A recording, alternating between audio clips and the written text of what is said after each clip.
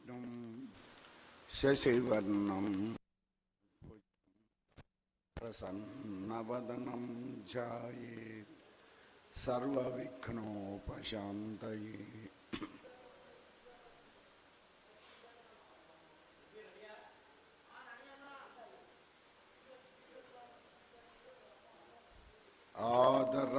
ఆదరమొప్పమృక్కిడుదు అద్రిసుతా హృదయానురాగ సంపాదికి దోషభేదికి ప్రసన్న వినోదికి విఘ్నవల్లికాచ్ఛేదికి మంజువాదికి అశేష జగజ్జన నందవేదికిన్ మోదక ఖాదికిన్ సమదమూషక సాదికి సుప్రసాదికిన్ ఆదరమొప్పమృక్కిడుదు చోణితలంబునన్ నుదురు సోకగమ్రొక్కిను తింతు సైకత శ్రోణికి చెంచరీక జయ సుందర వేణికి రక్షితామర శ్రేణికి తోయజాత భవచిత్త వశీకరణైక వాణికి నక్షదామ శుకవారిజ పుస్తక రమ్యపాణికి క్షోణితలంబునన్నుదురు శోకగమ్రొక్కిను తింతు ప్రాంశుపయోదనీలతనుభాసితున్ ఉజ్వల దండధారు పింగాంసు సటాఛటాభరణు ఆగమ పుంజ పదార్థతత్వ నిస్సంశయకారు కృష్ణమృగ చర్మాంబర కృత్యు భారతీ వంశ వివర్ధనున్ త్రిదశ వందితున్ సాత్యవతే యుగల్చదన్ సముడై ఎవ్వడు ముక్త కర్మ చేయుడై సన్యాసియై వంటి ఓవన్ ఓహో కుమారయనుచున్ వ్యాసుండు శ్రీరంగ వృక్షములున్ తన్మయతన్ ప్రతిధ్వనులు చక్కంజేసే మున్నట్టి భూతమయున్ రొక్కెదన్ బాదరాయణిన్ తపోధన్యాగ్రణిన్ ధీమణిన్ శ్రీకైవల్య పదంబు చేరుటగునై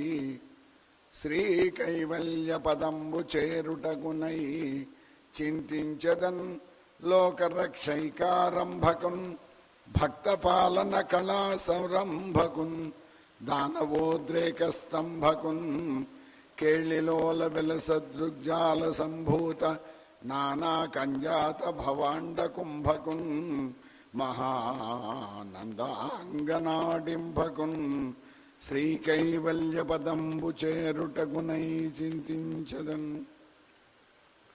అసాధ్య సాధక స్వామిన్ అసాధ్యం తవ కిం వద రామదూత కృపా సింధో మత్కార్యం సాధయ ప్రభో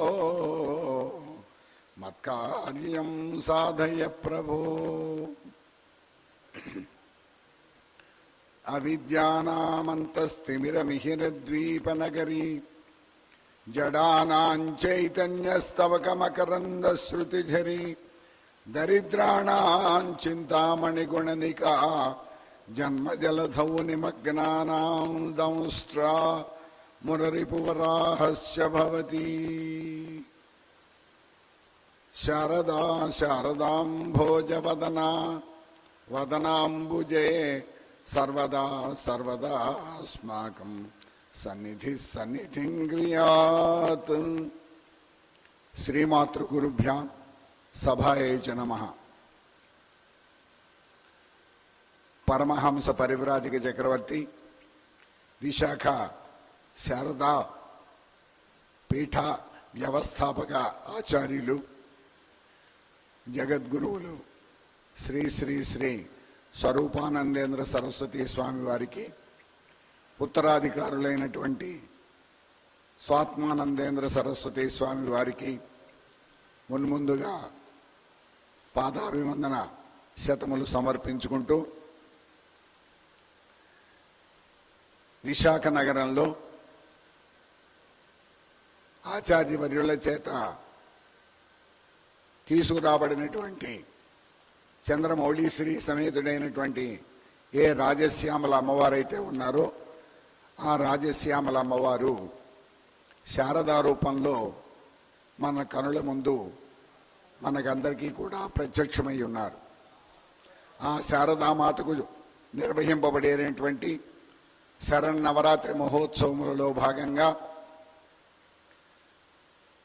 ప్రతిరోజు ఉదయం అనేక ఆధ్యాత్మిక కార్యక్రమాలు, అమ్మవారికి అభిషేకాది కార్యక్రమములు నిర్వహింపబడుతున్నాయి. దేవి భాగవత పారాయణం, వేద పారాయణం మొదలైనటువంటి ఆధ్యాత్మిక కార్యక్రమములు ఎన్నింటిలో నిర్వహింపజేసి భక్తులకందరికీ కూడా అమ్మవారి యొక్క ఆశీ పరంపరను అందజేస్తున్నారు జగద్గురువులు. అదేవిధంగా సాయంత్ర కార్యక్రమములలో భాగంగా తిరుమల తిరుపతి దేవస్థానం హిందూ ధర్మ ప్రచార పరిషత్తు వారి యొక్క సౌజన్యంతో ఆధ్యాత్మిక ప్రవచన కార్యక్రమాలు ఏర్పాటు చేయబడ్డాయి. సాయంత్రం 3:30 గంటల నుండి 5 గంటల వరకు. అందులో భాగంగా గత ప్రవచనములలో మనం రాజశ్యామల అమ్మవారి యొక్క దివ్య వైభవాన్ని గురించి మనం చెప్పుకోవడం జరిగింది. ప్రస్తుతం ఈనాడు శరన్నవరాత్రి మహోత్సవములలో ప్రధానంగా 7వ రోజున శారదారూపిణి అయినటువంటి రాజశ్యామల అమ్మవారు మనకు ఈనాడు మన శారదాపీఠంలో మహాలక్ష్మి స్వరూపిణిగా అలంకారంలో మనకు ప్రత్యక్షమై ఉన్నారు. కాబట్టి మహాలక్ష్మి స్వరూపిణి అయినటువంటి ఏ జగన్మాత అయితే ఉన్నారో ఆ జగన్మాత యొక్క వైభవాన్ని గురించి మనం సమయాన్ని ప్రకారంగా ముచ్చటించుకుందాం. లక్ష్మీం క్షీరసముద్రరాజతనయాం శ్రీరంగధామేశ్వరీం దాసీభూత సమస్తదేవ వనితాం లోకైక దీపాంకురాం శ్రీమన్మందకటాక్షలబ్ధ విభవ బ్రహ్మేంద్ర గంగాధరాం త్వాం త్రైలోక్య కుటుంబినీం సరసిజాం వందే ముకుంద ప్రియాం. సిద్ధలక్ష్మీర్ మోక్షలక్ష్మీర్ జయలక్ష్మీ సరస్వతి శ్రీర్లక్ష్మీ వరలక్ష్మీశ్చ ప్రసన్నా మమ సర్వదా. వరాంకుశౌపాశమభీతముద్రాం కరైర్వహంతీం కమలాసనస్థాం బాలార్కకోటి ప్రతిభాం త్రినేత్రాం భజేహమంబాం జగదీశ్వరీం తాం. సర్వమంగళమాంగళ్యే శివే సర్వార్థసాధికే శరణ్యే త్ర్యంబకే దేవి నారాయణి నమోస్తుతే. ఇది మహాలక్ష్మి అమ్మవారి యొక్క సమగ్రమైనటువంటి స్వరూపం. మహాలక్ష్మి అమ్మవారి యొక్క సమగ్రమైనటువంటి తత్వం. అయితే మనకు తెలిసినటువంటి మహాలక్ష్మి అమ్మవారు ఎవరయ్యా అంటే ధనం ఒకటే మనకి తెలిసినటువంటి మహాలక్ష్మి అమ్మవారి యొక్క స్వరూపం. అందుకోసమే శ్రీనాథ మహాకవి అంటాడు ఒక మాట, నీవు కలవాడు కలవాడు నీవు లేనివాడు లేనివాడు అని. అమ్మా లక్ష్మీదేవి, నువ్వు ఎవరి దగ్గర అయితే ఉంటావో వాణ్ణి కలవాడు అంటారు, నీవు ఎవరి దగ్గర అయితే ఉండవో వాణ్ణి లేనివాడు అంటారు. కలవాడు లేనివాడు అన్నదానికి ప్రమాణం కొలత ఏమిటయా అంటే లక్ష్మీ అమ్మవారు. ఇప్పుడు బాగా చదువుకున్నా కానీ గొప్ప శాస్త్ర పండితుడైనా వేదాంత తత్వవేత్త అయినా వేదనిష్ట పరాకాష్ఠ చెందినవాడైనా వాడిని ఉన్నవాడని అనరు. కాబట్టి ఉన్నవాడు లేనివాడు అనేటువంటి పరిగణన దేనిని బట్టి జరుగుతోంది అంటే లక్ష్మీ అమ్మవారిని బట్టి జరుగుతోంది. అందుకోసమే అంటారు, యస్యాస్తి విత్తం స నరః కులీనః స పండితః స శ్రుతవాన్ గుణజ్ఞః స ఏవ వక్తా చ స చ దర్శనీయః సర్వే గుణాః కాంచనమాశ్రయంతి అని. అందు గురించి యస్యాస్తి విత్తం, ఎవరికైతే ధనం ఉంటుందో సనరహ కులీనః, ఆ మానవుడు మంచి కులంలో పుట్టినవాడిగా పరిగణింపబడతాడు. అందు గురించి అంతేకాకుండా సనరః కులీనః సపండిత, వాడే పండితుడిగా పరిగణింపబడతాడు. సయేవ వక్తాచ, వాడే చక్కగా మాట్లాడగలిగిన వాడిగా పరిగణింపబడతాడు. సచ దర్శనీయ, వాడిని చూడడం కోసమే, ఎవడైతే బాగా డబ్బులు ధనవంతుడు ఉంటాడో వాడిని చూడడం కోసమే మనం ఎగబడి మరీ చూస్తూ ఉంటాం. బలనా వాడు కోటీశ్వరుడు, కోట్లగీశ్వరుడు మన ఊళ్ళోకి వచ్చాడంటే గబగబా పరిగెట్టుకుంటూ ఎగేసుకుంటూ వెళ్తాం. ఎందుకయ్యా అంటే వాడిని చూడడం కోసం. అందు గురించి వాడు చూడగలిగిన వాడు వాడే, మాట్లాడగలిగిన వాడు వాడే, నేత వాడే, అన్నీ వాడే. కాబట్టి యస్యాస్తి విత్తం స నరః కులీనః స పండితః స శ్రుతవాన్ స గుణజ్ఞః స ఏవ వక్తా చ స చ దర్శనీయః. ఇవన్నీ కూడా దేన్ని బట్టే వచ్చాయి అంటే సర్వే గుణాః కాంచనమాశ్రయంతి, అన్ని గుణములు కూడా వాడు అన్ని గుణవంతులు కలిగిన వాడయ్యాడు. దేనివల్ల? డబ్బు ఉండడం మూలాన్ని. సర్వే గుణాః కాంచనమాశ్రయంతి. లోకంలో అయితే ప్రధానమైనటువంటి విషయం అదే. అందు గురించి ధనమూలమిదం జగతు. అందు గురించి ఈ అన్నింటికీ కూడా ప్రధానంగా కావలసింది ధనం. కాబట్టి ఆ ధనాన్నే లక్ష్మిగా, అంటే ఐహిక సంబంధమైనటువంటి ఏ భూగృహాది ధనములైతే ఉన్నాయో వాటిని మాత్రమే మనం లక్ష్మీ అమ్మవారిగా పరిగణిస్తున్నాము. కానీ వాస్తవానికి మహాలక్ష్మి అమ్మవారు కేవలము లౌకికమైనటువంటి ధనకనక వస్తువాహనాదులు మాత్రమే కాదు, ఇహపర సాధకమైనటువంటి చతుర్విధ పురుషార్థములు ఏ పరబ్రహ్మ స్వరూపిణి, ఏ పరబ్రహ్మని సాధించాలని అనుకుంటున్నాయో, ఏ మోక్షాన్ని పొందాలని అనుకుంటున్నాయో, మానవులందరూ కూడా ధర్మార్థ కామ మోక్షములు కావాలని కోరుకుంటారు. ఆ కోరుకునేటువంటి వాటిల్లో అర్థం అనే పదానికి మనం లక్ష్మి అని అర్థం చెప్పుకుంటున్నాం. దాంతోపాటుగా మోక్షం కూడా కావాలని కోరుకుంటున్నాం.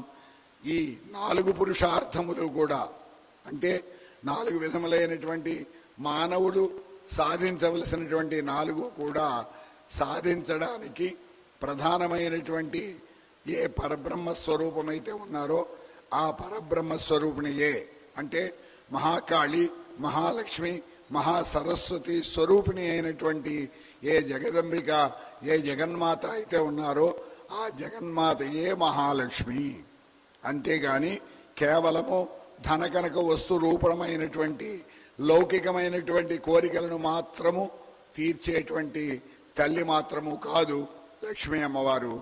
ఇహపర సాధకమైనటువంటి పరబ్రహ్మను చేర్చేటువంటి, మోక్షాన్ని ఇచ్చేటువంటి పరబ్రహ్మ స్వరూపిణి లక్ష్మీ అమ్మవారు అని చెప్పడమే మహాలక్ష్మి అవతారంగా జగన్మాత అయినటువంటి రాజశ్యామల అమ్మవారిని మహాలక్ష్మి అమ్మవారిగా అలంకరించి మన అందరి ముందు, కనుల ముందు ప్రత్యక్షం చేయడానికి ప్రధానమైనటువంటి కారణం. ఆ విషయమే ఇప్పుడు నేను చేసిన ప్రార్థనా శ్లోకంలో చెప్పబడింది. లక్ష్మీం క్షీర సముద్ర రాజతనయాం, క్షీర సముద్ర రాజతనయాం. లక్ష్మీ అమ్మవారు మనకు తెలిసినటువంటి విషయం ఏమిటంటే,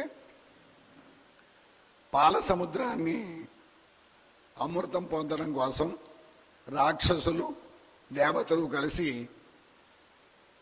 మందర పర్వతాన్ని గర్వంగా చేసుకుని, వాసుకుని తాడుగా చేసుకుని మధించడం మొదలుపెట్టారు. మధించడం మొదలు పెడితే మధించగా మధించగా మధించగా, అంటే ఇప్పుడు మజ్జిగను చూడండి, మధించగా మధించగా మధించగా నవనీతం, వెన్న ఏ విధంగా అయితే వస్తుందో అదేవిధంగా పాల సముద్రాన్ని కనుక మధించినట్లయితే అమృతం లభిస్తుంది. ఆ అమృతాన్ని కనుక పానం చేసినట్లయితే మనకింకా అమృతత్వం కలుగుతుంది అనేటువంటి ఉద్దేశంతో దేవతలు దానవులు కూడా పాల సముద్రాన్ని మధించడం మొదలుపెట్టారు. అయితే మంచికి పోతే చెడ్డ ఎదురైంది అన్నట్టు ఏదో శుభం పలకరా మంగన్న అంటే ఏదో మాట్లాడినట్లుగా ఏమైంది, ఆ పాల సముద్రాన్ని మధించగా మధించగా మధించగా అమృతం రాలేదు, మున్ముందుగా హాలాహలం వచ్చింది.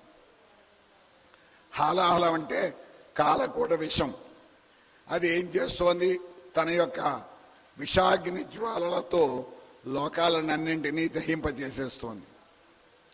లోకాలనన్నింటినీ దహింపజేస్తూ ఉంటే దేవతలు దానవులకి ఏమిట్రా మంచికి పోతే చెడ్డ ఎదురైంది, మనం ఏదో అమృతం లభిస్తుంది అనుకుంటే మనందరినీ దహించేటువంటి కాలకూట విషం వచ్చింది, ఇది ఎక్కడ కర్మ అనుకుంటూ అందరూ కలిసి బ్రహ్మగారి దగ్గరికి వెళ్ళారు. ఎందుకంటే సృష్టికర్త ఆయన కదా, ఆయన కాబట్టి ఆయన దగ్గరికి వెళ్ళారు. అయ్యా, ఏదో మంచి పోతే చెడ్డ ఎదురైంది, మేము అమృతం వస్తుందనుకుని పాల సముద్రాన్ని మదిస్తే హాలాహలం ఉద్భవించింది, అది లోకాలన్నింటినీ దహించేస్తోంది, కాబట్టి దీన్ని ఉపసంహరించగలిగినటువంటి శక్తి, అన్నింటినీ పుట్టించగలిగినటువంటి శక్తి జగత్కర్తవు నీవు కాబట్టి, అన్నింటినీ పుట్టించగలిగిన శక్తి నీకే ఉంది కాబట్టి దీనిని ఉపశమింపజేయడానికి కావలసిన శక్తిని కూడా పుట్టించవలసిన బాధ్యత నీదేను, కాబట్టి ఆ పని చేయవలసిందని ప్రార్థించారు. ప్రార్థిస్తే ఆయన అంటాడు, ఏమయ్యా, కంటికి రోగం వస్తే హృద్రోగం వాడి దగ్గరికి వెడితే, అంటే హార్ట్ స్పెషలిస్ట్ దగ్గరికి వెడితే నీ కంటికి వైద్యం చేస్తాడా అని అడిగాడు. అంటే ఏమిటనమాట, అది నా విభాగం కాదు, కేవలము నేను సృష్టికర్తను మాత్రమే. కొత్త విషయాన్ని దేన్నైనా సృష్టించమను, సృష్టిస్తాను, అంతేగాని సృష్టింపబడినటువంటి విషయం అది అభివృద్ధి పొందడానికి కానీ అది లయం కావడానికి కానీ నేను కర్తను కాదు. అది పుట్టించడం వరకునే నా బాధ్యత, జగత్కర్తను మాత్రమే. కాబట్టి ఏ రోగం వస్తే ఆ రోగానికి నిపుణుడైనటువంటి వైద్యుని దగ్గరికి వెళ్తే నీకు ఉపశమనం లభిస్తుంది, కానీ కంటికి రోగం వస్తే కాలుగు వైద్యం చేసేటువంటి వాడి దగ్గరికి వెళ్ళకూడదు. అదేవిధంగా మీరు నా దగ్గరికి వచ్చినందువల్ల ప్రయోజనం లేదు, కాబట్టి మనం అందరం కలిసి శ్రీ మహావిష్ణువు దగ్గరికి వెళ్దామన్నారు. సరే, శ్రీ మహావిష్ణువు దగ్గరికి వెళ్ళారు. వెడితే ఆయన అన్నాడు, ఆయన కూడా ఇది నా పోర్టుపోలియో కాదన్నాడు, ఇది నా శాఖ కాదు, నా విభాగం కాదు, నా యొక్క బాధ్యత ఏమిటయ్యా అంటే ధర్మం లోకంలో పరిరక్షింపబడుతోందో లేదో చూడవలసిన బాధ్యత మాత్రమే నాది. ఎందుకంటే సర్వాగమానాం ఆచార ప్రథమం పరికల్పతే, ఆచార ప్రభవో ధర్మ, ధర్మస్య ప్రభురచ్యుత. నన్ను జగదంబిక ఏం చేసింది, ధర్మబద్ధంగా లోకాలు నడుస్తున్నాయో లేదో చూడమని, పరిపాలన చేయమని. ఒకవేళ ఎక్కడైనా అధర్మం పెళ్ళిపోతే, ధర్మం గ్లానిని చెందితే అప్పుడు అధర్మాన్ని సంహరింపజేసి నాశింపజేసి ధర్మాన్ని ప్రతిష్ఠింపజేయవలసిన బాధ్యత మాత్రమే నాది. కాబట్టి ఈ హాలాహాలాన్ని దహించేటువంటి శక్తి కానీ ధర్మం కానీ విభాగం కానీ నాది కాదు. కాబట్టి నేను కూడా ఏమీ చేయలేను. కాబట్టి అన్నింటికీ లయకారకుడు రుద్రుడు. మనమందరం కలిసి రుద్రుడి దగ్గరికి వెడదాం. ఎందుకంటే జగదంబిక తామసీ శక్తిని రుద్రునికి అప్పగించి అన్నింటినీ లయం చేయమని చెప్పని అమ్మవారు అప్పగించింది. కాబట్టి ఈ పుట్టినటువంటి హాలాహలాన్ని లయం చేసేటువంటి బాధ్యత రుద్రుడికి ఉంటుంది. కాబట్టి రుద్రుడి దగ్గరికి వెళదామన్నారు. బ్రహ్మ విష్ణువు మిగిలినటువంటి దేవతలు దానవులు అందరూ కలిసి రుద్రుడి దగ్గరికి వెళ్ళారు.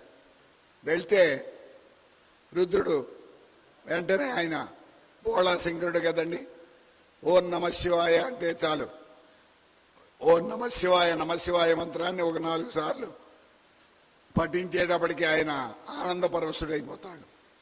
ఆనందపరవశుడైపోయి అందరికీ వరాలు ఇచ్చేస్తాడు. అందుకోసమే కదండి అంతటి బోళాశంకరుడు కాబట్టే తన నెత్తిమీకి తానే తెచ్చుకున్నాడు భస్మాసురుడికి కోరిన వరం ఇచ్చి. అందుకోసం అటువంటి బోళాశంకరుడు. ఎప్పుడైతే వీరందరూ వెళ్ళి ప్రార్థించారో దానికేముంది, నేను స్వీకరించేస్తాను, ఈ హాలానంతని కూడా నేను దిగంబరించి దీన్ని లయం చేసేసుకుంటాను, దీనికి ఏమి ఇబ్బంది లేదు అని చెప్పని శంకరుడు రుద్రుడు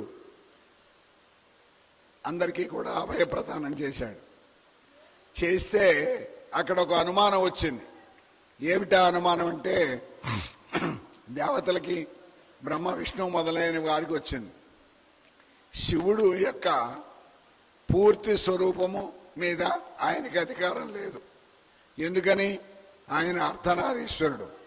సగభాగం పార్వతీ అమ్మవారిది, సగభాగం పార్వతీ అమ్మవారిది. కాబట్టి నీకు 50% మాత్రమే నీకు అధికారం ఉన్నది.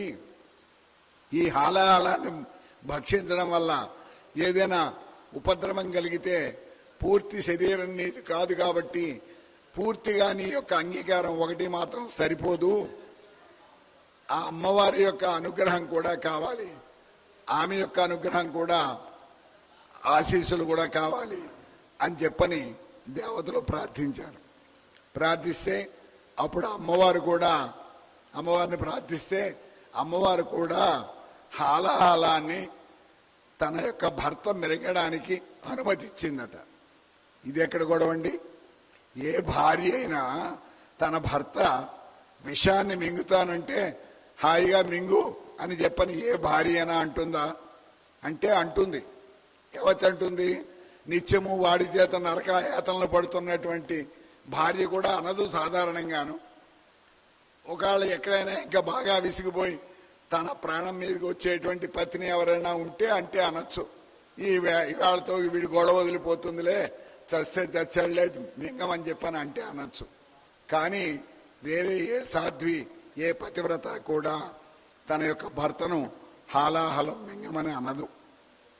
అయినా కానీ పార్వతీమాత పరమశివుణ్ణి హాలాహలాన్ని మింగడానికి అనుమతి ఇచ్చిందట. అప్పుడు పోతన గారు ఒక మాట చెప్తారు, మృంగెడిది గరళమనియును.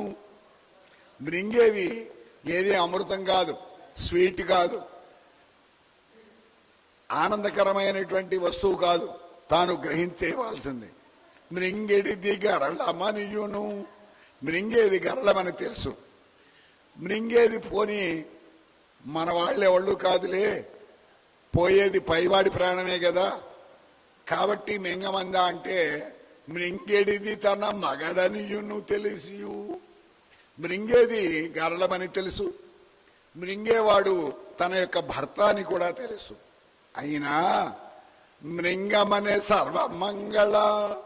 సర్వమంగళ స్వరూపిణి అయినటువంటి ఏ పార్వతీ అమ్మవారైతే ఉన్నారో ఆ పార్వతీ అమ్మవారు తన భర్త అయినటువంటి పరమశివుణ్ణి గరళాన్ని హాలాహలాన్ని ఆ కాలకూట విషాన్ని మృంగమని అందట. ఎందుకని మింగమని అందండి అంటే మంగళసూత్రంబునెంత మది నమ్మినదో అంటారు. ఆ కామేశ్వరుడు తన మెడలో కట్టినటువంటి ఏ మంగళసూత్రమైతే తన మెడలో ఉందో ఆ మంగళసూత్రము తన మెడలో ఉన్నంత కాలము కూడా, అక్కడ మంగళసూత్రం కట్టేటప్పుడు ఏం చెబుతారండి? మాంగళ్యం తంతునానేన మమ జీవన హేతున కంఠే బధ్నామి సుభగే త్వం జీవ శరదాం శతం. ఇది మామూలుగా కళ్యాణంలో వివాహాల్లో మాంగళ్య సూత్రధారణ జరిగేటప్పుడు చెప్పేటువంటి మంత్రం. అంటే నా జీవన సూత్రాన్ని నీ మెడలో కడుతున్నాను. ఇది నీ మెడలో 100 వసంతములు సుఖంగా ఉండాలి. అలా ఉన్నట్టయితే ఇదే నా జీవన సూత్రం కాబట్టి నీ మంగళసూత్రం నీ మెడలో అలా ఉన్నంతసేపు కూడా నా జీవనం సురక్షితంగా ఉంటుంది. అంటే నా జీవనం సురక్షితంగా అంటే నా జీవితం, నా ప్రాణం సురక్షితంగా ఉండడం కోసం ఈ మాంగళ్య సూచకమైనటువంటి ఈ అమ్మవారి యొక్క స్వరూపాన్ని నీ మెడలో, సూత్రం అంటే దారం అని అర్థం, ఈ దారంతో అంటే నా జీవన సూత్రాన్ని నీ మెడలో బంధిస్తున్నాను అని చెబుతారు.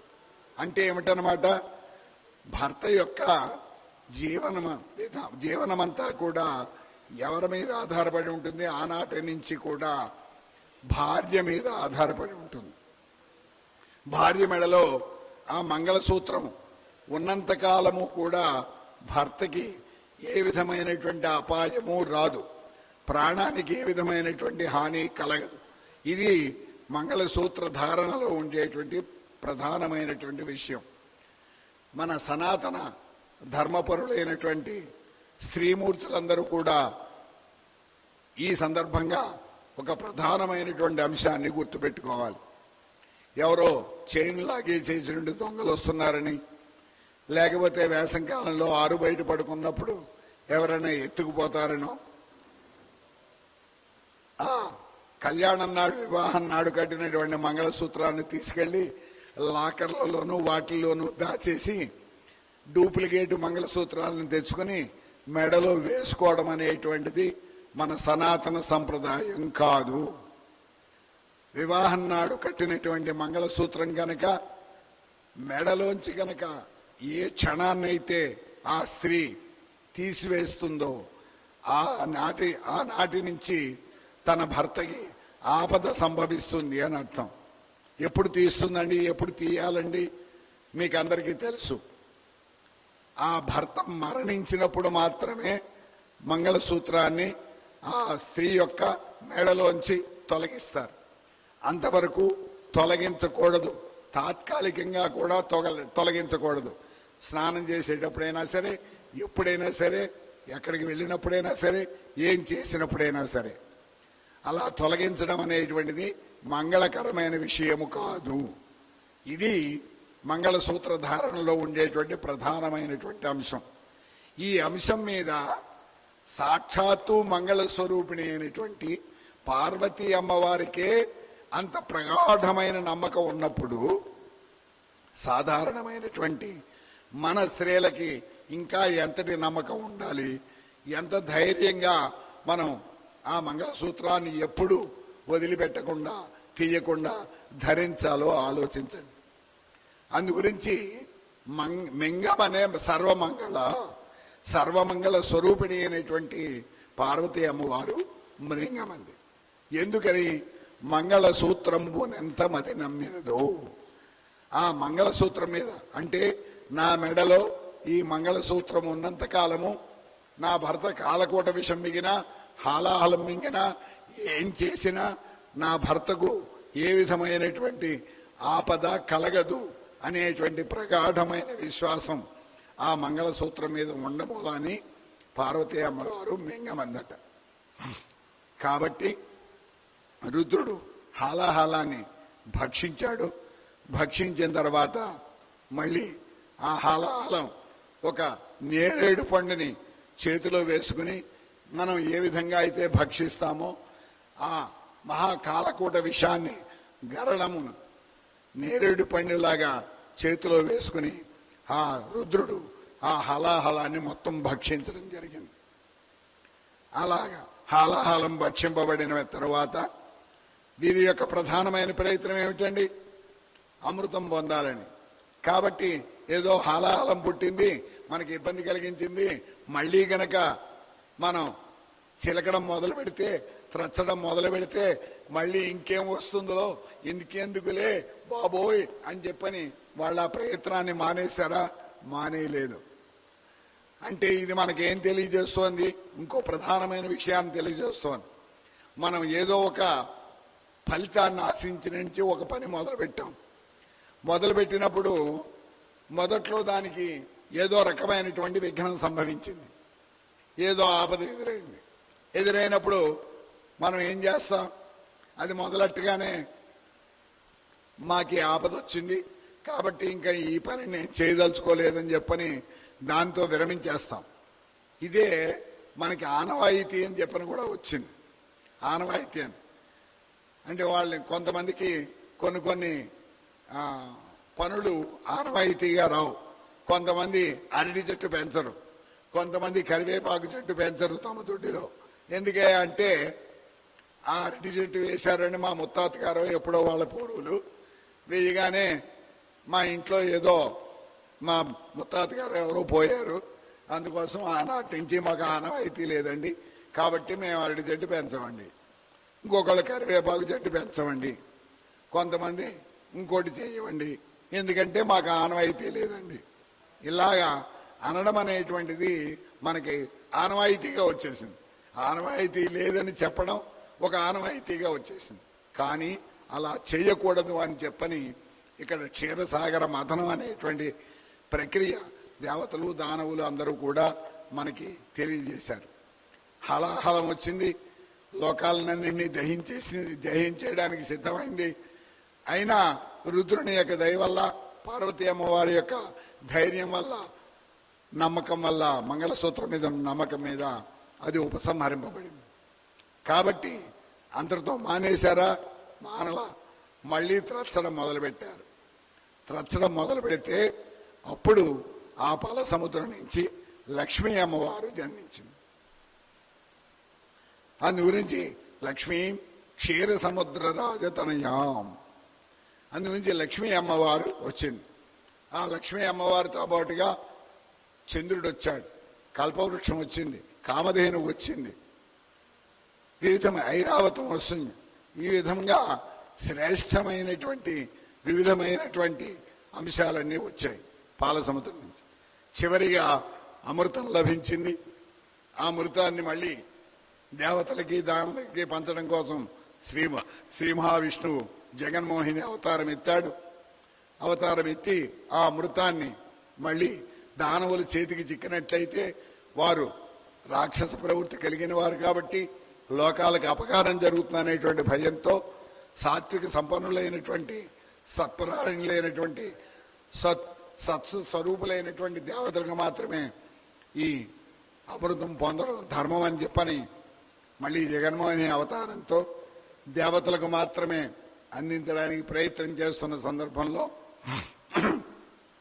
ఒక రాక్షసుడు దేవతల వరుసలోకి వచ్చి కూర్చుని అమృతం తాగేస్తే అప్పుడు మళ్ళీ సూర్యచంద్రులు వాడిని గుర్తింపజేస్తే శ్రీ మహావిష్ణువు తన యొక్క చక్రంతో ఖండిస్తే వాళ్లే రాహు కేతువులుగా అవతరించి ఇప్పటికీ కూడా సూర్యుడిని చంద్రుడిని వాళ్ళ యొక్క విషపు కోరలతో మింగుతూ ఉంటున్నట్లుగా మనకి క్షీరసాగర మథన కథ తెలియజేస్తోంది. అదంతా తర్వాత కథ. మనకి ప్రధానంగా కావలసినటువంటిది లక్ష్మీ క్షీర సముద్ర రాజతనయాం. అందు గురించి క్షీర సముద్రం నుంచి పాల సముద్రం నుంచి పుట్టినటువంటి తల్లి లక్ష్మీ అమ్మవారు. అంటే పాల సముద్రం అంటే అన్నింటికీ కూడా, లోకాలకన్నింటికీ కూడా జీవనాన్ని పోసేటువంటివి పాలు. అటువంటి పాల స్వరూపంతో పాల సముద్రం నుంచి జన్మించిన అమ్మ అంటే లోకాలకన్నింటికీ కూడా శ్రీమాత. అంటే మాత అంటే తన యొక్క గర్భమునందు ధరించేదాన్ని మా ధారయితీతి మాత అని, అంటే తన యొక్క గర్భంలో ధరిస్తుంది కాబట్టి మాత అని పేరు. అలాగే శ్రీమాత అంటే లక్ష్మీమాత అని అర్థం. లక్ష్మీమాత అంటే సమస్తమైనటువంటి సంపదలను గర్భమునందు ధరించే మాత కాబట్టి శ్రీమాత అని ఒక అర్థం. శ్రీ అంటే సమస్తమైనటువంటి సంపదలకు ఆలవాలమైనటువంటి ఈ బ్రహ్మాండాంతర్గతమైనటువంటి సృష్టి. దీన్ని అంతని కూడా అంటే లోకాలన్నింటినీ కూడా తన యొక్క గర్భమునందు ధరించి ఉంటుంది కాబట్టి లోకాలకన్నింటికీ కూడా తల్లి అయినటువంటిది శ్రీమాత అని చెప్పుకున్నాం. కాబట్టి లక్ష్మీ క్షీర సముద్ర రాజధానియాం శ్రీరంగ రామేశ్వరి. శ్రీరంగ క్షేత్రంలో ఉండేటువంటి ఏ అమ్మవారైతే ఉన్నారో ఆ అమ్మవారిని లక్ష్మీ అమ్మవారిగా పరిగణిస్తున్నారు. అయితే ఇక్కడ ఒక ప్రధానమైనటువంటి అంశాన్ని మనం తెలుసుకోవాలి. శ్రీ మహావిష్ణువు యొక్క భార్యగా పరిగణింపబడేటువంటి ఏ లక్ష్మీ అమ్మవారైతే ఉన్నారో పాలసముద్రం నుంచి పుట్టిన తర్వాత ఈ లక్ష్మీ అమ్మవారిని శ్రీ మహావిష్ణువు తన యొక్క వక్షస్థల మీద స్వీకరించడానికి అనపాయనిగా ఉంచుకోవడానికి లక్ష్మీ అమ్మవారిని శ్రీ మహావిష్ణువు తీసుకున్నాడు. కల్పవృక్షాన్ని, కామధేనువుని, ఐరావతాన్ని స్వర్గలోకంలో ఉంచి అందరికీ మేలు కలిగించడం కోసం ఇంద్రుడు గ్రహించాడు. ఇలాగా చంద్రుడిని శశాంకధరుడుగా రుద్రుడు స్వీకరించాడు. ఇలాగా అక్కడ పుట్టినటువంటి అన్ని వస్తువులని కూడా ఆయా దేవతలందరూ కూడా స్వీకరించారు. అలా స్వీకరించగా లక్ష్మీ అమ్మవారు శ్రీ మహావిష్ణువు యొక్క వక్షస్థల మీద అనపాయినిగా కొలువై ఉన్నది. ఇది మనకు సాధారణంగా తెలిసినటువంటి లక్ష్మీ అమ్మవారి యొక్క ఆవిర్భావం, పుట్టుక గురించిన కథ. కానీ వాస్తవానికి ఉన్నటువంటి కథ ఇది కాదు. ఇది ప్రధానమైనటువంటి కాదు. తర్వాత సృష్టి ప్రారంభమైన తర్వాత కల్పాలు, యుగాలు వచ్చిన తర్వాత, మన్వంతరాలు అవి వచ్చిన తర్వాత ఆయా మన్వంతరములలో, ఆయా కల్పములలో, ఆయా యుగములలో జరిగినటువంటి ఇతివృత్తం ఇది. కానీ సృష్టి ప్రారంభం కాకముందు అసలు పరబ్రహ్మ స్వరూపం అద్వితీయంగా మనకి అనిర్వచనీయంగా ఉన్న సమయంలో కూడా సృష్టికి ముందుగానే మున్ముందుగా సాక్షాత్కరించినటువంటి స్వరూపం మహాలక్ష్మి స్వరూపం. అదేంటండి అంటే ఈ లోకాలన్నీ కూడా ప్రళయం వచ్చేసింది, అన్నీ జలంతో నిండిపోయాయి. ఎక్కడ ఏ రకమైనటువంటి సృష్టి లేదు. లోకమంతా కూడా, లోకాలన్నీ జలమయం అయిపోయాయి ప్రళయాంతంలో.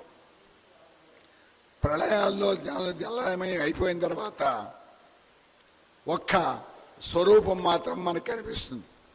అదేంటంటే కరారవిందేన పదారవిందం ముఖారవిందే వినివేశయంతం వటస్య పత్రస్య పుటేశయానం బాలం ముకుందం మనసా స్మరామి.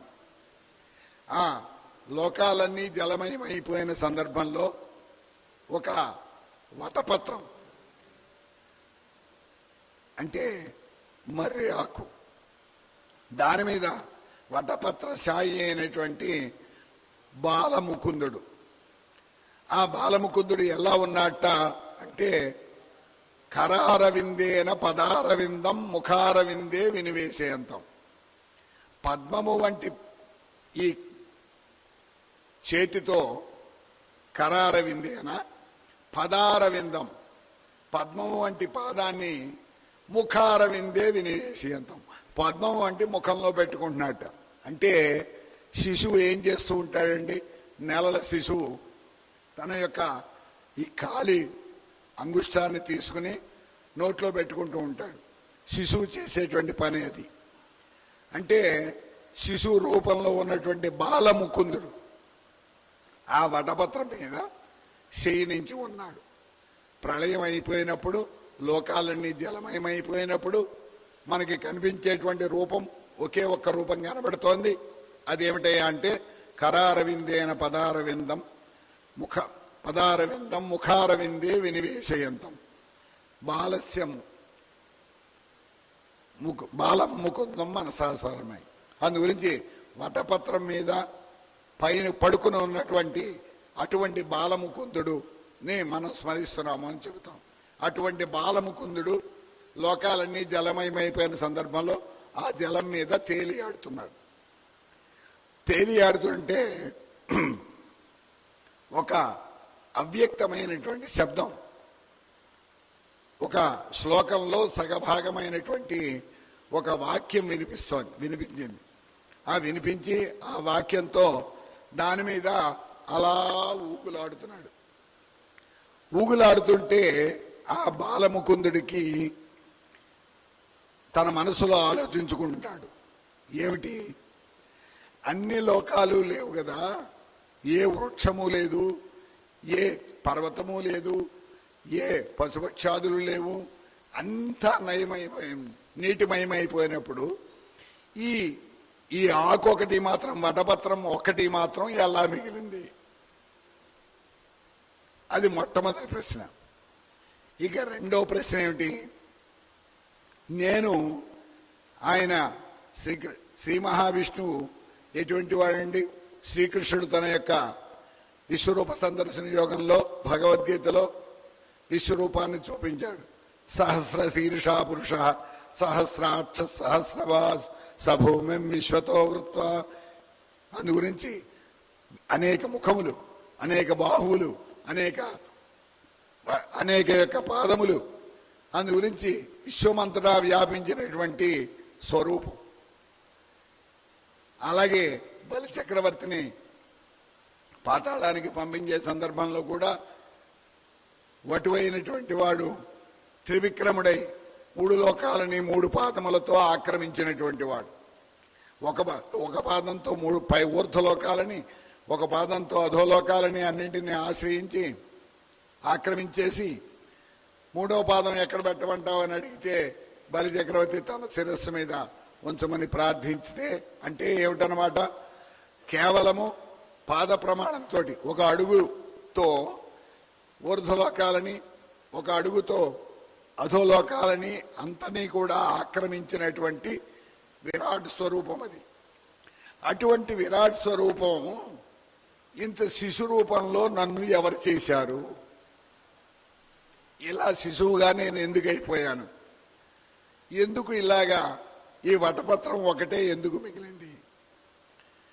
ఈ వటపత్రం మీద నేను పడుకునుంటే నన్ను ఊగిస్తూ, నన్ను ఊపుతూ, నన్ను లాలిస్తూ ఉన్నటువంటి ఈ అవ్యక్త మధురమైనటువంటి ఈ శబ్దం ఏమిటి? ఎక్కడి నుంచి వస్తోంది? ఎలా వస్తోంది? ఏమిటి అని చెప్పి ఆలోచిస్తూ ఉన్నాడు. ఆలోచిస్తూ ఉండగా ఆయనకి వినిపించినటువంటి శబ్దం ఏమిటండి?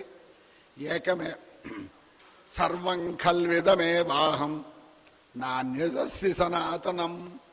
అంటే అనుష్ఠుప్ చందంలో 3-4 పాదాలు కలిపితే అంటే ఒకటే పాదం అది, 2వ పాదం ఒకటి, దాని యొక్క స్వరూపం ఇది. సర్వం ఖల్విదమే వాహం నాణ్యదస్తి సనాతనం.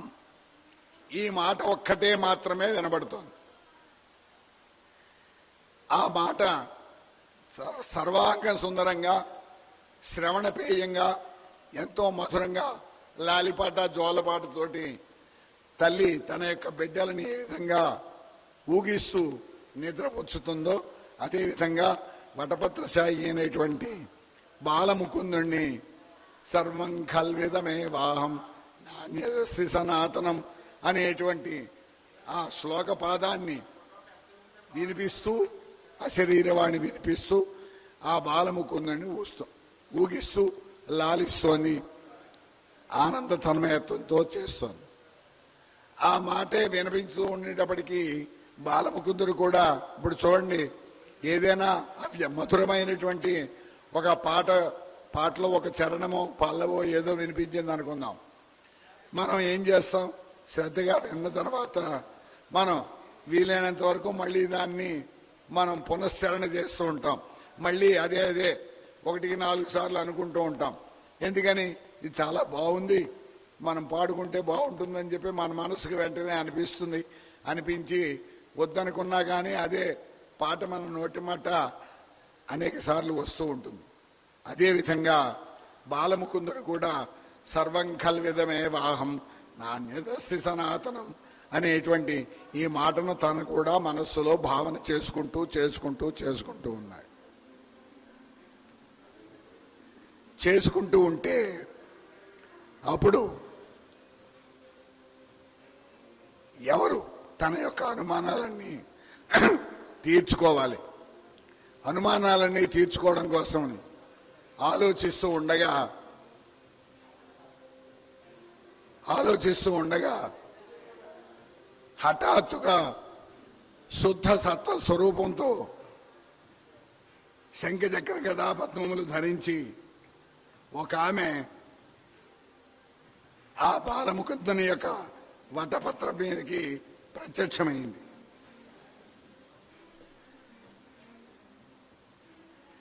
ప్రత్యక్షమైతే ఆ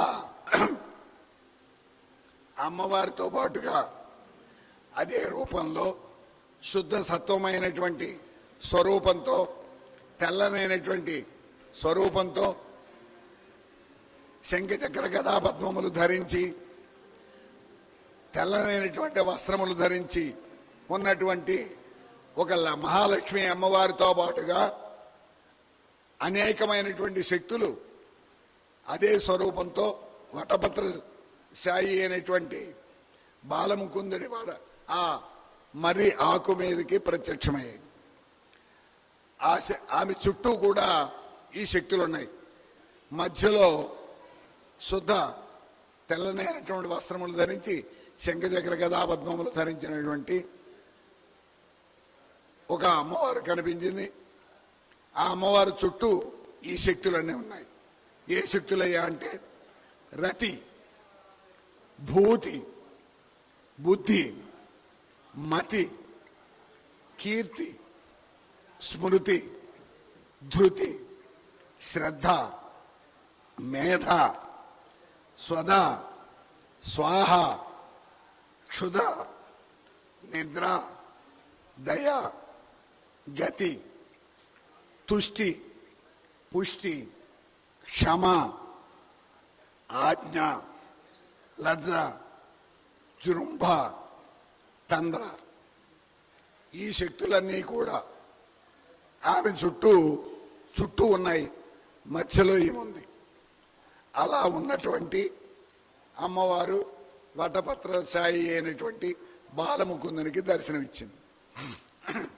అంటే ఈ శక్తులు ఏమిటో మనందరికీ ఒకసారి వాటి అర్థం తెలుసుకుంటే, ఈ శక్తుల్ని మించి లోకంలో ఇంకేదైనా శక్తి ఉందా అనేటువంటి, ఉందో లేదో మనకి తెలిసిపోతుంది. మొట్టమొదటిది ఏమిటి? రతి అంటే మనం అనుకునేటువంటి రతి కాదు. రతి అంటే ప్రీతి అని అర్థం. రము క్రీడాయాం, క్రీడించుట అని అర్థం. రతి శబ్దానికి క్రీడించుట అని అర్థం. భగవంతుని యందు క్రీడించడాన్నే భగవద్రతి, భక్తి అని అంటారు. భక్తి శబ్దానికి అర్థం ఏమిటంటే భజనలు చేయడం, పాటలు పాడడం, గంతులేయడం, ఇది కాదండి. రము క్రీడాయాం భగవద్రతి, భగవంతుని యందు క్రీడించడాన్ని భక్తి అంటారు. కాబట్టి భక్తి శబ్దానికి నిర్వచనం చెబుతూ నారద మహర్షి చెప్పినటువంటి మాట అది. భగవద్రతిని భక్తి అంటారు. కాబట్టి రతి అంటే ఇక్కడ క్రీడా అని అర్థం. రము క్రీడాయాం అని ధాతువు నుంచి రతి అనే శబ్దం వచ్చింది. అంటే భగవంతుని యందు క్రీడించుట అంటే భగవంతుడు తాను అన్యోన్యము క్రీడించుకోవడం ఏదైతే ఉన్నదో దాన్నే భక్తి అంటారు. మాటల రూపంలో కావచ్చు, చేతల రూపంలో కావచ్చు, హాస్య రూపంలో కావచ్చు, ఏ రకంగా అయినా కానీ భగవంతునితో కలిసి ఆడుకోవడాన్ని భక్తి అంటారు. అంతేగా ఆ స్థాయికి వెళ్ళాలి. ఆ స్థాయికి వెళ్తే దాన్ని భక్తి అంటారు. ఇక రెండోది అంటే రతి అంటే క్రీడించడం. రెండోది భూతి. భూతి అంటే ఐశ్వర్యం అని అర్థం. విభూతిర్భూతిరైశ్వర్యం. విభూతి అన్నా ఐశ్వర్యం అని అర్థం. అంతేనే కానీ మన వాళ్ళు అంటూ ఉంటారు, శివాలయానికి వెళితే ఏముందిరా విభూతి, బూడిదే. కానీ మనం శ్రీ మహావిష్ణువు ఆలయానికి వెళ్తే అక్కడ చక్కెర పొంగల, దధ్యోదనం మొదలైనటువంటి మధురమైన పదార్థాలన్నీ దొరుకుతాయి. ఆయన అలంకార ప్రియుడు, చాలా చక్కరైనటువంటి సుగంధ పరిమళాలు అవి వెదజల్లుతూ ఉంటాయి. కాబట్టి మహావిష్ణు ఆలయానికి వెళదాం, అంతేగాని శివాలయానికి ఎందుకు? అక్కడికి వెడితే ఆయన దిగంబరుడు, ఏదో పులితోలు కట్టుకుంటాడు, లేకపోతే గజ్జి చర్మం కట్టుకుంటాడు, ఆయన అభిషేక ప్రియుడు, నెత్తి మీద నీళ్లు పోసుకుంటూ కూర్చుంటాడు, విభూతి ధరిస్తాడు. కాబట్టి అక్కడికి ఎందుకు ఇక్కడికి ఎందుకు వెళదామని అంటూ ఉంటారు మన వాళ్ళు కొంతమంది. కానీ దాని యొక్క అర్థం తెలియని వాళ్ళు అలా అంటూ ఉంటారు. విభూతి అంటే ఐశ్వర్యం అని అర్థం. విభూతిని ఇవ్వగలిగినటువంటి వాడు. ఐశ్వర్యం అంటే మనం అనుకునేటువంటి మామూలు ఐశ్వర్యం కాదు, జ్ఞానం అనేటువంటి ఐశ్వర్యం. జ్ఞానం అనేటువంటి ఐశ్వర్యాన్ని ఇవ్వగలిగినటువంటి వాడు పరమశివుడు మాత్రమే. ఇంకెవరూ కూడా జ్ఞానాన్ని ఇవ్వలేదు. ఎందుకంటే మన వాళ్ళు చెబుతారు, ఆరోగ్యం భాస్కరాది ఇచ్చేది. ఆరోగ్యం కావాలంటే, ఎవరికైనా అనారోగ్యం కలిగితే సూర్యోపాసన చేస్తే, సూర్య నమస్కారాలు చేస్తే, లేకపోతే సూర్యుడికి నమస్కారం పెట్టుకుని ఏదైనా నియమాలు పాటిస్తే, సూర్యుడికి చేయవలసిన ఉపచారాలు చేస్తే ఆరోగ్యం కలుగుతుంది. ఆరోగ్యం కలగడానికి సూర్యోపాసన చేయాలి. ఎందుకంటే సాక్షాత్తు శ్రీకృష్ణ పరమాత్మ యొక్క కుమారుడైనటువంటి సాంబుడు కూడా కుష్ఠరోగం కలిగితే కాశీలో ఉన్నటువంటి లోలార్కుని, అంటే సూర్య భగవాను సేవిస్తే ఆ కుష్ఠరోగం నుంచి నివృత్తి చెందాడు. సాక్షాత్తు శ్రీకృష్ణ పరమాత్మ యొక్క కుమారుడు. శ్రీకృష్ణ పరమాత్మ ఇలా అనేసి ఓసారి అతనికి ఉన్నటువంటి రోగాన్ని, మన కుమారుడే కదా, అతని కుమారుడే చాలా ఇష్టమైనటువంటి కుమారుడు, వాడి యొక్క రోగాన్ని ఇలా న్యాయం చేసేయచ్చు కదా, చేసేసాడా? లేదు. కాశీలో ఉన్నటువంటి వారాణసి క్షేత్రంలో ఉన్నటువంటి లోలార్కుడిని సేవిస్తే నీకు ఆరోగ్యం కలుగుతుంది అని చెప్పాడు. ఆ లోలార్కుడి దగ్గరికి వెళ్ళి సేవించి ఆరోగ్యాన్ని పొందాడు. ఇప్పటికీ కూడా వారణాసి క్షేత్రం లేక మధ్యలో ఆ లోలార్క గుండం అని ఉంది. బాగా లోతుగా ఉంటుంది, కిందకి దిగుడు బావిలోకి దిగినట్లుగా దిగి వెళ్ళాలి.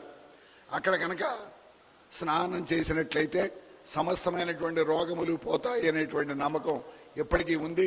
చాలామంది అలాగ రోగాల నిర్మూలన చేసుకున్నటువంటి వారు ఎంతోమంది ఉన్నారు. అది లోలార్క గుండం అంటే కాశీ యొక్క వైభవాన్ని చూచి, విశ్వనాథుని యొక్క వైభవాన్ని చూచి, ఇక్కడే ఉండాలనేటువంటి మనస్సుని చిక్కబట్టుకున్నటువంటి చకితుడైనటువంటి, అంటే కళ్ళు మిరుమిట్లు గొలిపేయట, ఒక లోలుపత్వం, అంటే ఒక ఇక్కడే ఉండాలి, ఈ సౌందర్యానందని చూడాలి, విశ్వనాథుని యొక్క విశాలాక్షి అమ్మవారి యొక్క సౌందర్యాన్ని చూడాలనేటువంటి లోలుపత్వంతో అక్కడే ఉండిపోయాడు సూర్య భగవానుడు. కాబట్టి దానికి లోలార్క గుండం అని పేరు వచ్చింది. ఆ లోలార్క గుండంలో స్నానం చేసినట్లయితే అనేక మంది తమ యొక్క రోగాలను తగ్గించినట్లుగా మనకి ఇప్పటికి సాక్ష్యం ఉంది. కాబట్టి అనారోగ్యం నుంచి పోవాలంటే సూర్యుడిని భావించాలి. జ్ఞానం కావాలంటే శివుణ్ణి ధ్యానించాలి. మోక్షం కావాలంటే మోక్షం ఇచ్చేట జనార్దనాథ్. మోక్షం కావాలంటే శ్రీ మహావిష్ణువుని సేవించాలి. ఎవరి పోర్టుపోలియోలు వాళ్ళవి. కాబట్టి జ్ఞానం అనేటువంటి సంపదను ఇవ్వగలిగినటువంటి వాడు పరమశివుడు. కాబట్టి భూతి అనే పదానికి మనం అనుకునేటువంటి విభూతి కాదు, ఐశ్వర్యం అని అర్థం. అంతేకాకుండా బుద్ధి, ఇది అందరికీ కావాల్సిందే కదండి. బుద్ధి కనుక లేకపోతే మానవునికి మిగిలినటువంటి పశుపక్షాదులకి ప్రధానమైనటువంటి తేడా అది ఒకటే. ఆహార నిద్ర భయమైథునాని సామాన్యమే తత్ పశుభిర్నరాణం. మానవులకి పశువులకి అన్నింటికీ కూడా మానవుడు కూడా ద్విపాద పశువు అంటారు మానవుణ్ణి. అంటే పశువు అంటే ప్రాణి అని అర్థం. సమస్తమైనటువంటి ప్రాణులకు తండ్రి లాంటి వాడు కాబట్టి పశుపతి, అంటే పరమరుద్రుడిని పశుపతి అంటారు. అంతేగాని యానిమల్ హస్బెండ్ అని అర్థం కాదు. పశుపతి అనే పదానికి యానిమల్ హస్బెండ్, పశువుల యొక్క మొగుడు అని అర్థం కాదు పశుపతి శబ్దానికి. అంటే పశువున నరజన్మ దుర్లభం అన్నారు. అంటే ప్రాణుల యొక్క జన్మలో నరజన్మ చాలా విశిష్టమైనటువంటిది. ఎందుకయ్యా అంటే ఆహార నిద్ర భయమైథునాని సామాన్యమే తత్ పశుభిర్నరాణం. నరుడికి మిగిలినటువంటి ప్రాణులకన్నింటికీ కూడా అది ఆహారం తీసుకుంటుంది, మనం ఆహారం తీసుకుంటాం. అది భయాన్ని పొందుతుంది, మనం భయాన్ని పొందుతాం. అది నిద్రిస్తుంది, మనము నిద్రిస్తాం. అది సంసార సుఖాన్ని అనుభవిస్తుంది, మనం సంసార సుఖాన్ని అనుభవిస్తాం. అది పిల్లల్ని పుట్టిస్తుంది, మనము పిల్లల్ని పుట్టిస్తాం. ఇవన్నీ సమానం. కానీ తేడా ఎక్కడుందయా అంటే ఒక్క బుద్ధి మాత్రమే తేడా. అంటే ఏది చేయొచ్చు, ఏది చేయకూడదు, ఏది న్యాయము, ఏది అన్యాయము, ఏది ధర్మము, ఏది అధర్మము, ఏది యుక్తము, ఏది అయుక్తము అనేటువంటి విచక్షణ శక్తినే బుద్ధి అంటారు. అందుకోసమే ఏదైనా సందర్భం ఉన్నప్పుడు మన లోపల మనస్సుకి బుద్ధికి వాక్ వివాదం జరుగుతూ ఉంటుంది. ఉదాహరణకి ఈ పుస్తకం ఇక్కడ ఉందనుకుందాం, ఎవరు లేరు, ఈ పుస్తకం ఒకటే ఇక్కడ ఉంది. నేను ఒక్కడనే వచ్చాను. వచ్చినప్పుడు ఈ పుస్తకం కనిపించగానే చాలా బాగుంది చూడటానికి, ఇందులో ఏవో చాలా విషయాలు ఉన్నాయి. కాబట్టి మనస్సు ఏం చెబుతుంది, ఎవరు లేరు, నువ్వు ఒక్కడవే ఉన్నావు, ఎవరో చూడలేదు, కాబట్టి ఈ పుస్తకాన్ని నువ్వు పట్టుకుపో, నువ్వు తీసేసుకో, ఎవరో చూడలేదులే, పర్వాలేదులే అని చెబుతుంది మనస్సు. ఆ పక్కనే ఉంటుంది బుద్ధి. అదేం చెబుతుంది, ఇది నీది కాదు, ఇది నువ్వు తీసుకెళ్ళడం ధర్మం కాదు, నువ్వు ఇది తీసుకెళ్ళినట్టయితే దొంగతనం చేసినట్టు అవుతుంది, దొంగతనం చేయడం మంచిది కాదు, నువ్వు ఇది పట్టుకెళ్ళద్దు, దొంగతనం చెయ్యొద్దు, ఈ పుస్తకాన్ని పట్టుకెళ్ళద్దు అని చెప్పని బుద్ధి చెబుతూ ఉంటుంది. మనసేమో తీసుకెళ్ళమని చెబుతూ ఉంటుంది, బుద్ధి ఏమో వద్దు అంటూ ఉంటుంది. ఏదైనా ఎవరూ లేనప్పుడు ఏదైనా ఒక వింత వస్తువు కనిపిస్తే, అలాగే దారిలో వెళుతున్నారు, మీకు 100 రూపాయల కాగితం కనిపించింది, ఎవరు చూస్తున్నారో లేదో, వెనకాల వస్తున్నారో లేదో, ముందు వాళ్ళు ఎవరైనా వెనక చూస్తున్నారో లేదో అని చెప్పి అటు ఇటు చూసి గబగబా మనం ఆ 100 రూపాయల కాగితం తీసేసి జేబులో పెట్టేసుకుంటాం. ఎందువల్ల అంటే అక్కడ మనస్సు నిన్ను ప్రేరేపించింది. ఎవరు చూడలేదులే, ముందువాడు వెనక్కి చూడలేదు, వెనకవాడు ముందుకు చూడలేదు, ఈ చుట్టుపక్కల ఎవరిది కాదు, ఏమో ఎవడు పడేసుకున్నాడో ఏమిటోనో నీకు కనిపించింది కదా, నువ్వు తీసేసుకో అని మనస్సు నిన్ను ప్రేరేపించింది. కాబట్టి ఏం చేసావు, నువ్వు దాన్ని తీసుకుని జేబులో పెట్టేసుకున్నావు. కానీ ఆ పక్కనే ఉన్న బుద్ధి చెబుతోంది, ముందువాడు చూస్తున్నాడో వెనకాలవాడు చూస్తున్నాడో, ఇది ముందువాడిదో వెనకాలవాడిదో అయి ఉంటుంది, నువ్వు తీసుకోకు, ఇది మంచిది కాదు, ఎవరిదో వాడిని కేకేసి వాడికి ఇచ్చేసినట్టయితే మంచిది అని బుద్ధి చెబుతోంది. అయినా కానీ ఏం చేసింది, మనస్సు యొక్క శక్తి ఎక్కువైపోయింది, తీసుకుని జేబులో పెట్టేసుకున్నాడు. అదే బుద్ధి యొక్క మాటను వినే ఉన్నాడు అనుకుందాం ఈ మానవుడు, వెంటనే తీస్తాడు, తీసుకువెళ్ళి అక్కడ ఉన్నటువంటి వాళ్ళకి ఎవరికో ఇస్తాడు, ఇచ్చి ఇది ఇక్కడ ఎవరో వదిలేసుకున్నారండి పుస్తకాన్ని, లేకపోతే 100 రూపాయలకి అయితే ఎవరో పడేసుకున్నారు, వీరిది ఎవరిదో వారికి ఇచ్చేయండి అని చెప్పని వాడు మైక్లో అనౌన్స్మెంట్ అయినా చేయిస్తాడు, లేకపోతే అక్కడ ఉన్న వాళ్ళకి ఎవరికైనా ఇచ్చేస్తాడు, లేదా ఇది పట్టుకెళ్ళి ఏ దేవుడి హుండీలో అయినా వేస్తాడు. ఎందుకంటే ఈ పుణ్యం ఏదో వాడికి దక్కుతుంది, నాకు నేను తీసుకోకూడదు అని. అది బుద్ధి ప్రేరేపించిన వల్ల చేసే పని. కాబట్టి ఈ బుద్ధి అదనంగా, ఈ బుద్ధి మిగిలినటువంటి ప్రాణుల్లో ఎక్కడా ఉండదు. కాబట్టే మానవుడు తాను చేసుకునేటువంటి శుభాశుభ కర్మల వల్ల పుణ్యపాప ఫలితాలను పొందుతూ 2 రకములైనటువంటి కష్ట సుఖాలను రెండింటినీ కూడా తనంతట తాను స్వయంకృతాపరాధం అంటారు చూడండి, అన్నీ భగవంతుడు చేయించడు.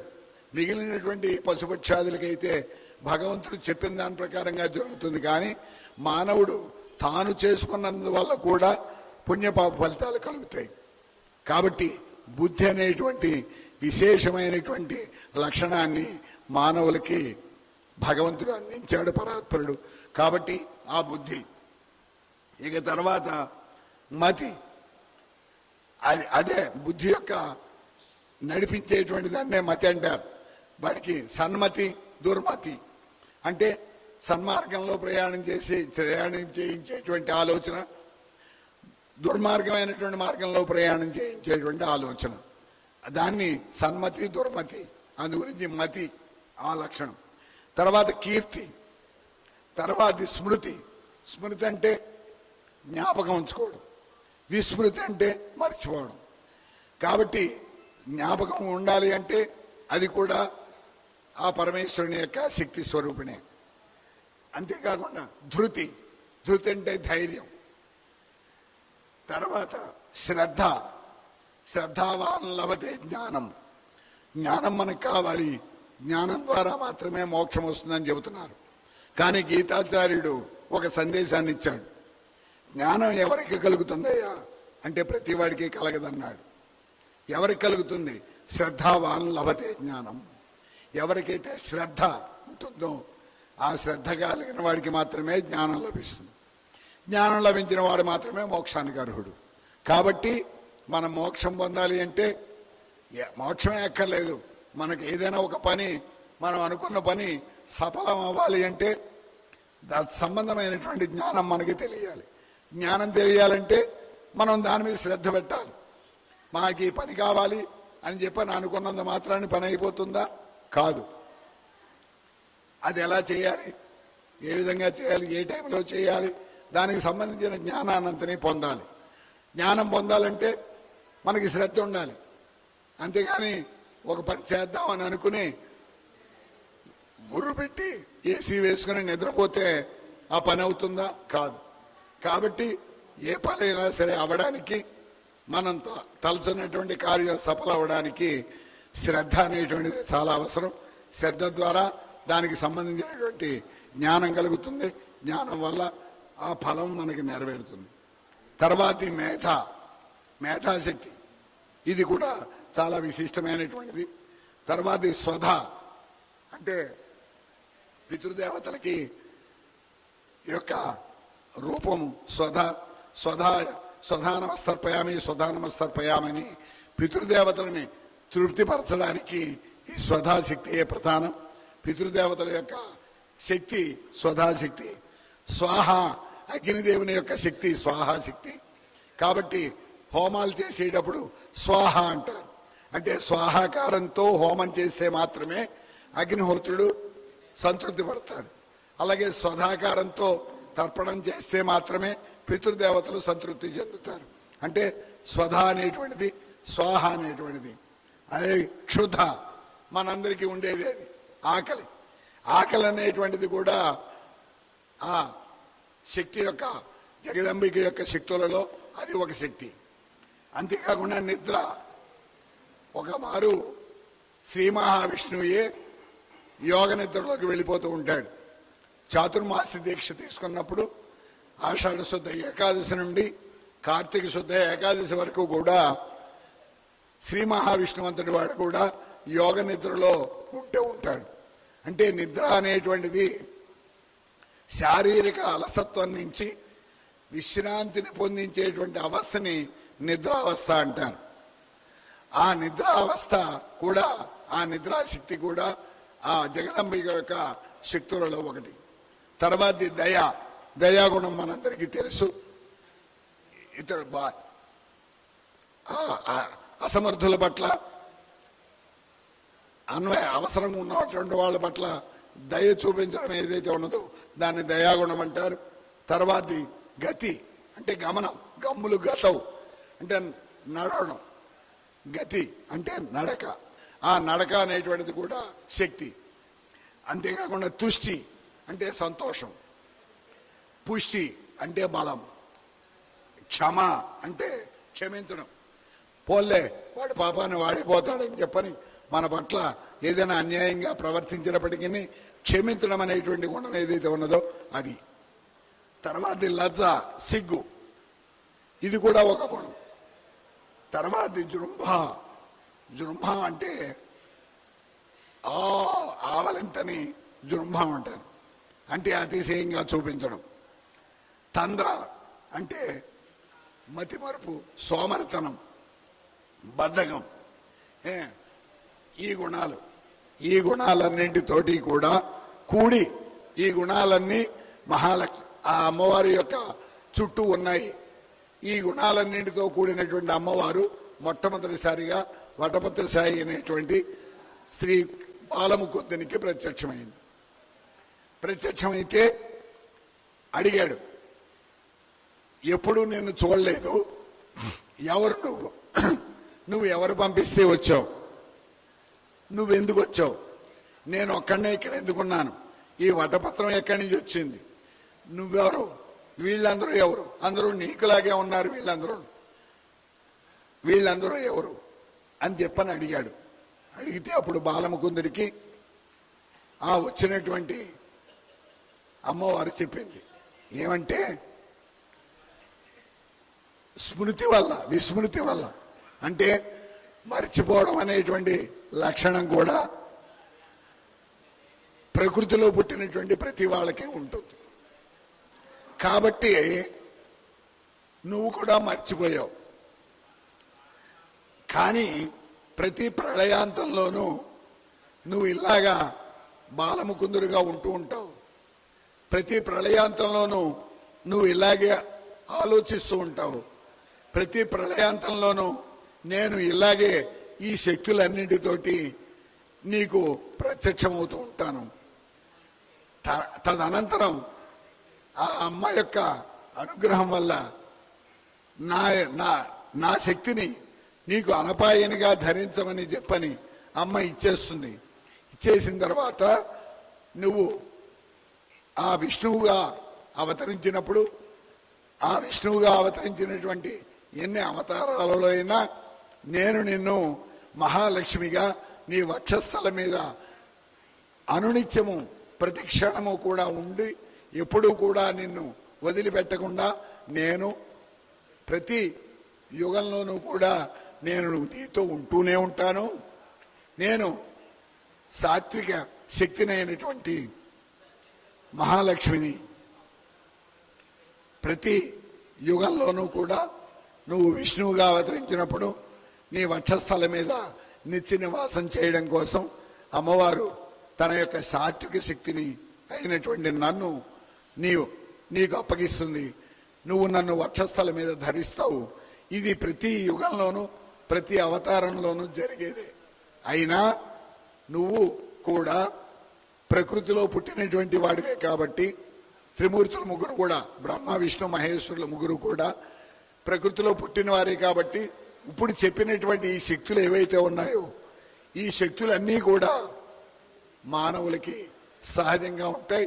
కాబట్టి ఆ విస్మృతి వల్ల, స్మృతి ఎప్పుడైతే ఉన్నదో విస్మృతి కూడా అప్పుడే ఉంటుంది. కాబట్టి ఆ విస్మృతి వల్ల నువ్వు నన్ను మర్చిపోయావు. కానీ నేనే ఆ సాత్విక శక్తిని, ఆ మహాలక్ష్మి అమ్మవారిని నేనే అని చెప్పింది. అయితే నువ్వే అంటున్నావు బాగానే ఉంది, నువ్వు చెప్పేదంతా కూడా బాగానే ఉంది. కానీ నాకే ఒక దివ్యమైనటువంటి ఒక గేయం లాంటి శబ్దం లాంటిది వినబడుతోంది. ఏది? సర్వం కల్విదమేవాహం నాణ్యదస్సి సనాతనం అనేటువంటి ఒక ఇది ఎవరు వినిపిస్తున్నారు, ఎందుకోసం వినిపిస్తున్నారు అని చెప్పని అడిగాడు బాలముకుందుడు. ఆ మహాలక్ష్మి స్వరూపిణి అయినటువంటి, అక్కడ ప్రత్యక్షమైనటువంటి అన్ని శక్తులతో కూడినటువంటి ఆ మహాలక్ష్మి శక్తిని అడిగాడు. అడిగితే ఇది మహాలక్ష్మి, మహాకాళి, మహాలక్ష్మి, మహాసరస్వతి స్వరూపిణి అయినటువంటి మనకందరికీ కూడా జన్మకారణమైనటువంటి ఏ పరమేశ్వరి అయితే ఉన్నదో ఆ పరమేశ్వరియే తాను స్వయంగా తాన చెప్పినటువంటి దివ్యమైనటువంటి మంత్రం ఇది, వేదసారం ఇదే, దేవీ భాగవతం యొక్క సారం కూడా ఇదే. ఈ ఒక్క అర్థ శ్లోకాన్ని అర్థం చేసుకునే ప్రతి కల్పంలోనూ కూడా ఆ ద్వాపరయుగంలో వ్యాస భగవానుడు దేవీ భాగవత రూపంలో దీన్ని అనూచానంగా ప్రతి కల్పంలోనూ కూడా నీవు బ్రహ్మగారికి, బ్రహ్మగారు నారదుడికి, నారదుడు వ్యాస భగవానుడికి, వ్యాస భగవానుడు తన అష్టాదశ పురాణములలో భాగంగా ఈ దేవీ భాగవతాన్ని 18,000 శ్లోకాలతోటి ఈ అర్థ శ్లోకాన్నే విస్తృతపరిచి 18,000 శ్లోకాలతో రచిస్తాడు. దేవీ భాగవతానికి మూలప్రాయమైనటువంటిది ఇదే. ఇది వేదామంతకి కూడా సారం కూడా ఇదే. వేదం ఏం తెలియజేస్తోంది? ఏకమేవా అద్వితీయం బ్రహ్మ. వేదం యొక్క సారం ఏమిటయ్యా అంటే బ్రహ్మ పదార్థం అనేటువంటిది ఒకటే ఉన్నది, అది అద్వితీయమైనటువంటిది, వ్యక్తావ్యక్తమైనది, సగుణ నిర్గుణోపేతమైనటువంటిది, అనిర్వచనీయమైనది, అవ్యయమైనటువంటిది, అజాయమానమైనది, అయినప్పటికీ బహుధా విజాయితే.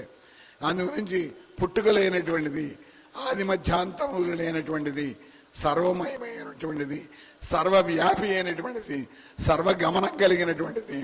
అందు గురించి సృష్టికి పూర్వము, సృష్టిలోను, సృష్టి అనంతరము కూడా నిత్య నివాసం ఉండేటువంటిది, అన్నిటా ఎప్పుడు ఉండేటువంటిది, అది ఏకమే ఒకే ఒక పరబ్రహ్మ యొక్క స్వరూపము అని చెప్పని వేదం తెలియజేస్తోంది. వేదసారమే జగద్ధాత్రి అయినటువంటి పరాభట్టారిక అమ్మవారు వారు నీకు ఈ మంత్రంగా ఉపదేశించారు. కాబట్టి ఈ మంత్రాన్ని నువ్వు అనిత్యము స్మరిస్తూ ఉండు. స్మరిస్తూ ఉన్నట్లయితే సమస్తమైనటువంటి మంగళాలు కలుగుతాయని చెప్పని లక్ష్మీ అమ్మవారుగా సమస్తమైనటువంటి శక్తుల యొక్క సమాహారంతో అవతరించినటువంటి వటపత్రం మీద అవతరించినటువంటి అమ్మవారు బాలముకుందునికి తెలియజేసింది. ఆవిడ నిజమైనటువంటి మహాలక్ష్మి అమ్మవారు. కాబట్టి మహాలక్ష్మి అమ్మవారిని పరివేష్టించి అంటే చుట్టూ ఏ ఏ శక్తులు ఉన్నాయో మనం చెప్పుకున్నాం. కాబట్టి మహాలక్ష్మి అమ్మవారిని కనుక సేవించినట్లయితే మహాలక్ష్మి అమ్మవారి చుట్టూ ఉన్నటువంటి పరివేష్టితమైనటువంటి ఈ సర్వశక్తులు కూడా మనకి సంక్రమింపజేస్తాయి. కాబట్టే శ్రీ సూక్తంలో మహాలక్ష్మి అమ్మవారి యొక్క వైభవం అంతా చెప్పబడింది.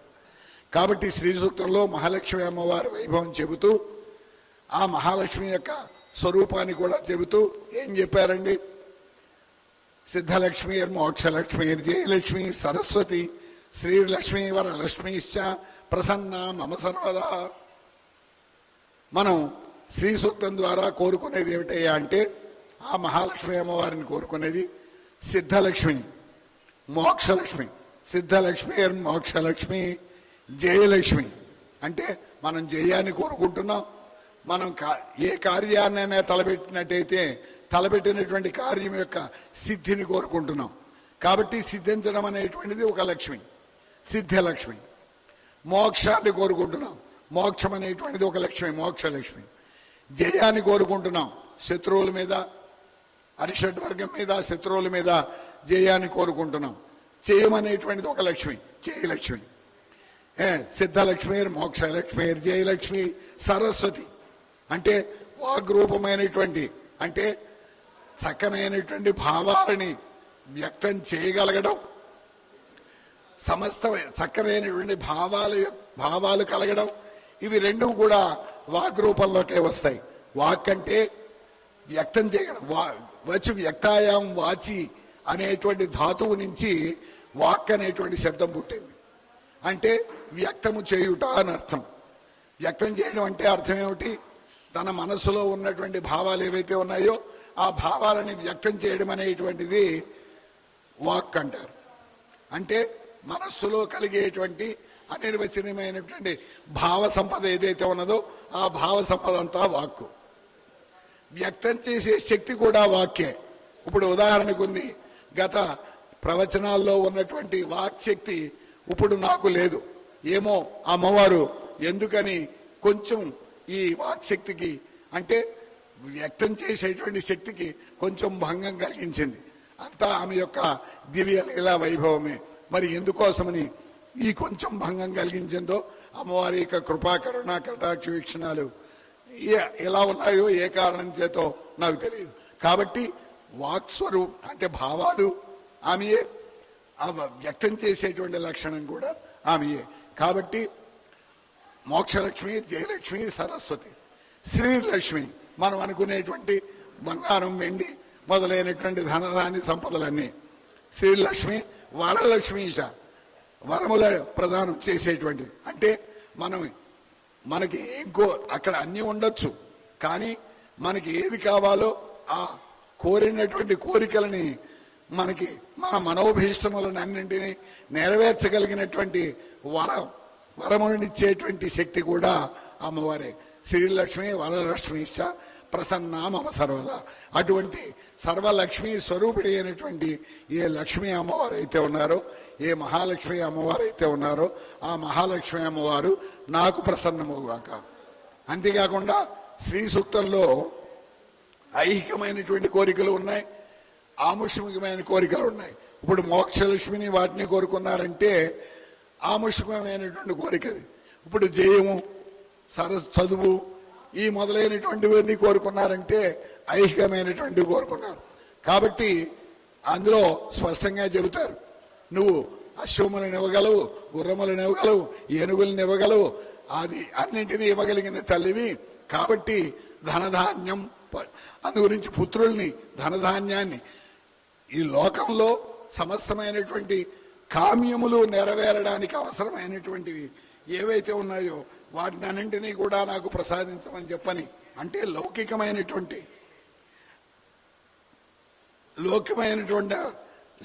శ్రీర్మే భవతు అంటే మాకు లక్ష్మి కలుగుగాక. అంతేకాకుండా అలక్ష్మీర్మే నశ్యతు, నా యొక్క అలక్ష్మి అంటే అంటే లక్ష్మి లేకపోవడం అన్న దాన్ని అలక్ష్మి అంటారు. ఆ అలక్ష్మి అనేటువంటిది తొలగిపోవుగాక. మనస కామమాకూతిం వాచ సత్యమచీమహి. అందు గురించి మనస్సులో కోరుకునేటువంటి ఏ వాక్ అయితే ఉన్నదో, ఏ కోరిక అయితే ఉన్నదో, ఆ కోరికలన్నీ కూడా అవి సత్యమయ్యేటువంటి స్థితిలో నాకు అనుగ్రహించవలసింది. అంతేకాకుండా శ్రియం దాపయమే కులే మాతరం పద్మమాలిని, మా కులంలో వారికి అందరికీ కూడా, అంటే మా వంశంలో వారికి అందరికీ కూడా సమస్తమైనటువంటి సంపదలను అనుగ్రహించగాక అని కోరుకుంటుంటాం. అంతేకాకుండా ప్రధానంగా పుత్రపౌత్ర ధనం ధాన్యం హస్యశ్వాచారిగోరథం ప్రజానాం భవసి మాతామే మాత ఆయుష్మంతం కరోతు మాం.